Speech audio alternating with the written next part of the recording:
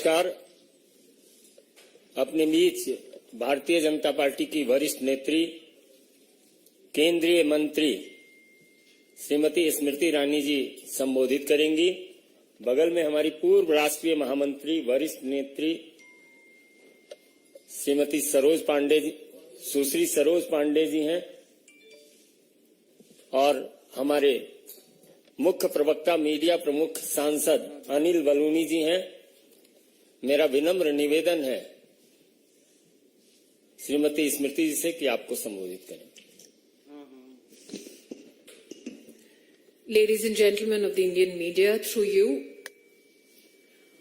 I would like to bring to the notice of all our citizens that the Honorable Home Minister of India, Shri Amit Shah ji, today in Lok Sabha appealed to all members of the opposition to initiate a discussion, a debate on the issue afflicting the state of Manipur. Amit Shah ji has repeatedly said that in both houses of parliament, he as Minister in charge of Home Affairs would like to bring certain facts to light, that the discussion is important from a perspective of national security, internal security, that this discussion, this debate is also expected by citizens of our country who elect us to Parliament so that issues of national importance can be productively discussed. What is shocking is the insistence of the opposition parties to not allow facts to come to the fore. देवी और सज्जनों, आज आपके माध्यम से मैं राष्ट्र के हर नागरिक को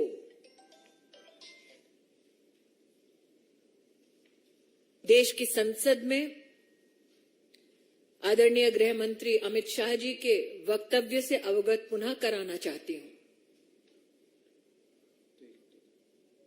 गृह मंत्रालय की ओर से मणिपुर में कानून व्यवस्था के संदर्भ में, आंतरिक सुरक्षा के संदर्भ में देश के माननीय गृह मंत्री जी दोनों सदनों में चर्चा के लिए तैयार हैं। हम अचंभित हैं कि विपक्ष मणिपुर पे चर्चा से भाग रही है। देश की जनता जनप्रतिनिधियों को संसद में चुनकर इस दायित्व के साथ लाती है कि गंभीर मुद्दों पर संवैधानिक और सुरक्षा और साथ ही साथ राष्ट्रीय मुद्दों पर हम संसद में चर्चा करें।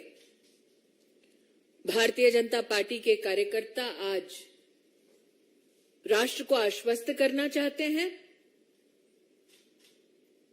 कि देश के गृह मंत्री दोनों सदनों में चर्चा के लिए तैयार हैं। प्रश्न ये उठता है कि विपक्ष मणिपुर से संबंधित घटनाओं पर चर्चा करने की बजाय उस चर्चा से संबंधित मंत्री द्वारा चर्चा से क्यों भाग रही है? I'll now leave the floor open for questions.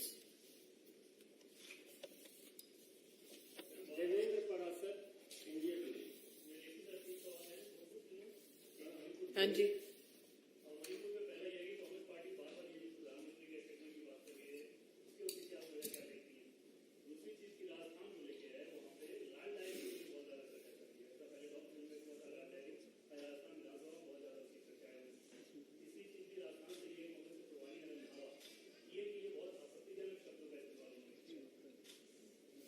आपके 3 प्रश्न हैं विविध विषयों पर। पहला प्रश्न कि कांग्रेस पार्टी क्यों माननीय प्रधानमंत्री जी पर अभद्र टिप्पणी कर रही है। कांग्रेस पार्टी और कांग्रेस पार्टी से संबंधित व्यक्ति ये सोच रखते हैं कि जिस डायनेस्टी के छत्र छाया में वो अपना राजनीतिक जीवन जी रहे हैं, उस एक परिवार को विशेष नरेंद्र मोदी जी का अपमान पसंद आएगा। इसलिए मैं अचंभित नहीं हूं कि कांग्रेस के एक ऐसे नेता ने आपत्तिजनक टिप्पणी सिर्फ प्रधानमंत्री जी पर नहीं, बल्कि उनकी माताजी जिनका स्वर्गवास हो चुका है, उन पर भी इस प्रकार की अमानवीय टिप्पणी की है।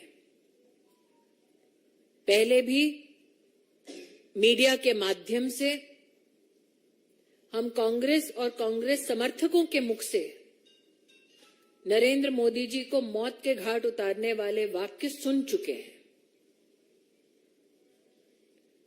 गालियों की श्रृंखला में एक और वाक्य पुनः जोड़ा है कांग्रेस के एक नेता ने। मुझे कोई उम्मीद नहीं है गांधी खानदान से कि वो प्रधानमंत्री जी और उनकी स्वर्गीय मां पर हुई इस अभद्र टिप्पणी पर कोई भी कार्रवाई करेंगे, बल्कि मुझे पूरा विश्वास है कि अभद्र टिप्पणी करने वालों को जरूर गांधी खानदान पुरस्कृत करेगा। आपका दूसरा प्रश्न था लाल डायरी पर। मैं स्तब्ध हूं ये जानते हुए कि एक संवैधानिक पद पर बैठा मुख्यमंत्री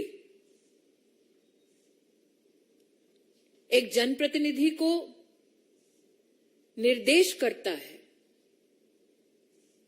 कि सेंट्रल एजेंसी की इन्वेस्टिगेशन में जाकर वो खलल दे और एविडेंस चुराकर भागे। एक, ये केस ऑब्स्ट्रक्शन ऑफ जस्टिस का है। दूसरा, डायरी लाल हो, पीली हो या हरी, अब ये साफ हो चुका है कि उस डायरी में लिप्त है कांग्रेस के काले कारनामे। आपका देवेंद्र जी एक और प्रश्न है, लेकिन अगर सारे प्रश्न आप पूछेंगे तो आपके बाकी साथियों के पास प्रश्न पूछने का समय बचेगा नहीं। यतीन्द्र, टीवी 18। जी,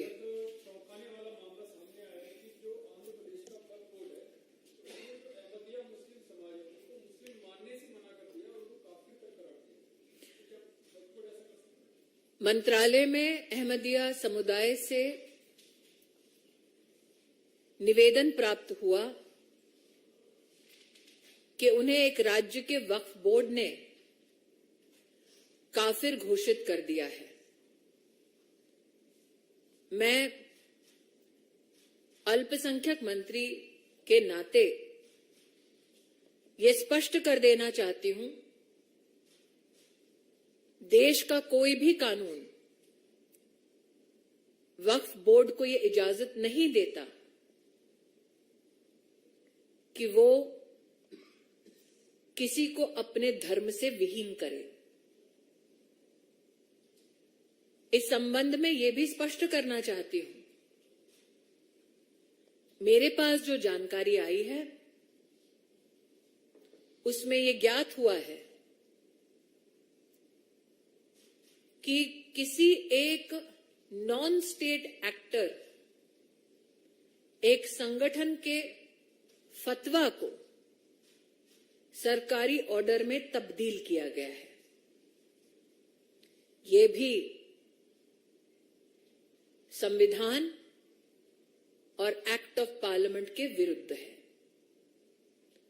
हमने प्रदेश की सरकार से गुजारिश की है कि वो संबंधित वक्फ बोर्ड के संदर्भ में कार्रवाई करके हमें सूचित करें।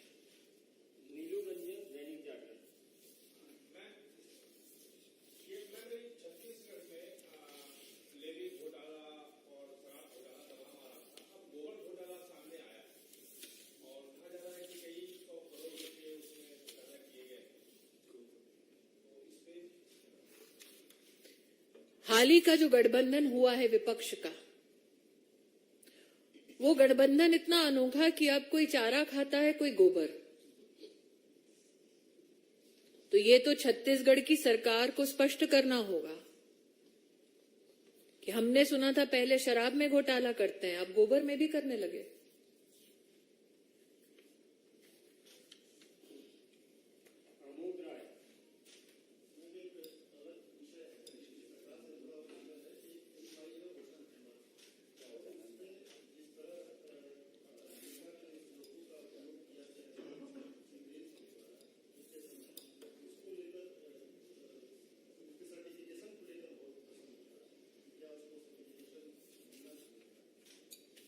मैं इतना ही कहना चाहूंगी, ना मैंने फिल्म देखी है, ना मुझे ज्ञात है कि सर्टिफिकेशन प्रोसेस में कौन लिप्त है। निश्चित रूप से सूचना और प्रसारण मंत्रालय इस पर न सिर्फ टिप्पणी कर सकता है बल्कि कार्रवाई भी।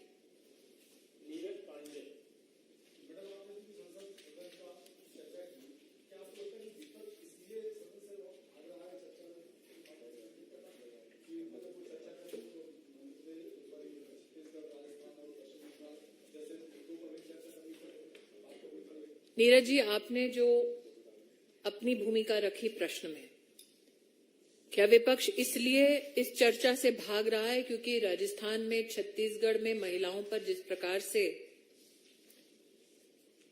आक्रमण हुआ, यातनाएं हुई, प्रताड़न हुआ, बंगाल में महिलाओं को नग्न करके 56 लोगों को मौत के घाट उतारा गया। आज ही मुर्शिदाबाद की एक मैं स्टोरी पढ़ रही थी जहां पर एक महिला को इसलिए किया गया क्योंकि उसने कांग्रेस के किसी कैंडिडेट का समर्थन किया। मेरा इस विषय पे एक निवेदन है। हाल ही में मैंने छत्तीसगढ़ से संबंधित एक महिला को नग्न करने का वीडियो देखा और इंफॉर्मेशन टेक्नोलॉजी मंत्रालय को सूचित भी किया। यह सत्य है कि कांग्रेस पार्टी इस चर्चा से इसलिए भाग रही है क्योंकि उन्हें जवाबदेही सुनिश्चित करनी होगी कि उनके राज्य में जब महिला की प्रताड़ना होती है तब वो चुप्पी साध कर क्यों बैठते हैं। लेकिन आज मैं एक अपील करना चाहूंगी, stop using crime against women as instruments to settle political scores. मैंने आईटी मिनिस्ट्री से भी निवेदन किया कि छत्तीसगढ़ की इस महिला के वीडियो के संदर्भ में सोशल मीडिया प्लेटफॉर्म से त्वरित रूप से चर्चा हो, क्योंकि जब महिला का इस प्रकार का वीडियो बार बार वायरल किया जाता है तो उस महिला को आप रीविक्टिमाइज करते हैं। तो सोशल मीडिया प्लेटफॉर्म से छत्तीसगढ़ का ये वीडियो आया है। मैंने अपील की है आईटी मिनिस्ट्री से कि उसको तुरंत हटवाया जाए ताकि महिला का रीविक्टिमाइजेशन ना हो। क्यों कांग्रेस के एक कार्यकर्ता का समर्थन करने के लिए बंगाल की एक महिला को नग्न किया जाता है और कांग्रेस चुप बैठती है? ये तो स्पष्ट है नीरज जी, उनके लिए सत्ता इंसाफ से ज्यादा प्रिय है। शायद इससे भी कांग्रेस पार्टी भाग रही हो कि मणिपुर में जब इस प्रकार की आंतरिक सुरक्षा की चुनौतियां थी तब उनके पूर्व अध्यक्ष वहां जाकर आग को और क्यों भड़का रहे थे। मैं तो पुनः अपील करूंगी कि इस सेंसिटिव मुद्दे पर आज गृह मंत्री जी ने स्पष्ट कहा कि आइए सदन में चर्चा कीजिए, वो सदन में चर्चा के लिए तैयार है। मैं पुनः कहती हूं कि मैं स्तब्ध हूं कि मणिपुर की सच्चाई से विपक्ष क्यों भाग रही है। ऐसा क्या है जो विपक्ष नहीं चाहती देश जाने।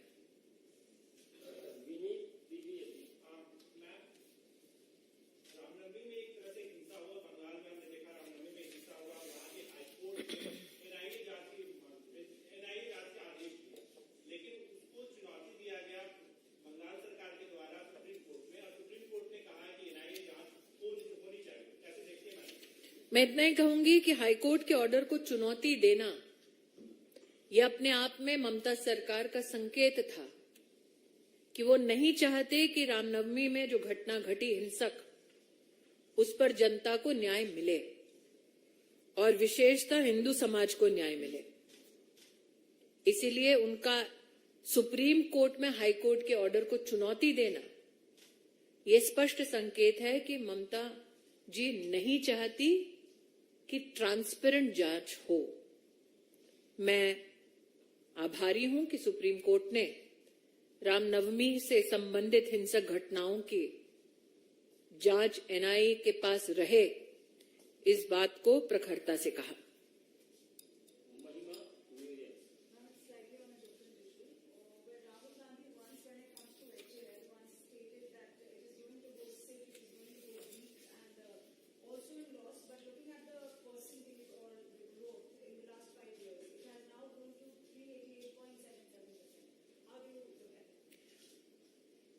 The Gandhi family has always had a morbid view of economic development ever since Prime Minister Modi took office. That they have contributed to scams worth 20 lakh crores in the country is something that the Congress never comes clean on. I congratulate HAL for showing growth as per your pronunciation and even what the market summary says of 388% in the past 5 years. I would also like to highlight that we now as a country have become the 4th largest exporters in electronics. That the Prime Minister's PLI scheme for smartphones has in fact contributed 52% to electronics exports is yet another manifestation of the success of Make in India. That the Congress party and particularly the dynasty was never in support of Make in India. These results and especially the stupendous performance shown by HAL is a remarkable response to the dynasty.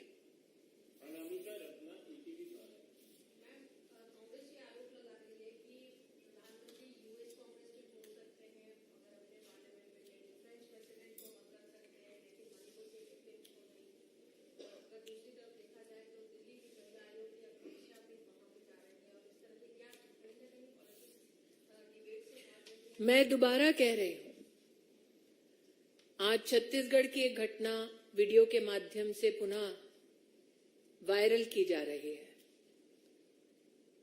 प्रधानमंत्री जी ने उस पर भी कोई टिप्पणी नहीं की है। 56 लोगों को मौत के घाट उतारा गया है। विपक्ष उस पर चर्चा नहीं चाहती। मुर्शिदाबाद में एक महिला को नग्न मात्र इसलिए किया गया क्योंकि वो कांग्रेस के कैंडिडेट का समर्थन कर रही थी। पंचायत के चुनाव में कांग्रेस पार्टी इस पर भी चर्चा नहीं चाहती। बिहार में एक महिला के साथ दुष्कर्म किया जाता है, कांग्रेस पार्टी इस पर भी चर्चा नहीं करना चाहती। कांग्रेस पार्टी अपने आप को सिलेक्टिव आउटरीच तक सीमित करना चाहती है। ये राजनीति उनकी पूरा राष्ट्र समझता है, लेकिन विषय मणिपुर का जहां तक है, ये आंतरिक सुरक्षा से संबंधित है, राष्ट्रीय सुरक्षा से संबंधित है। जब देश के गृह मंत्री जो इस मंत्रालय के अंतर्गत उस विषय पर संवैधानिक जिम्मेदारी रखते हैं, स्वयं सामने से कह रहे हैं आइए चर्चा कीजिए, तो मणिपुर की हिंसा का ऐसा वो कौन सा तथ्य है जो कांग्रेस पार्टी छुपाना चाहती है? बहुत बहुत धन्यवाद। Thank you.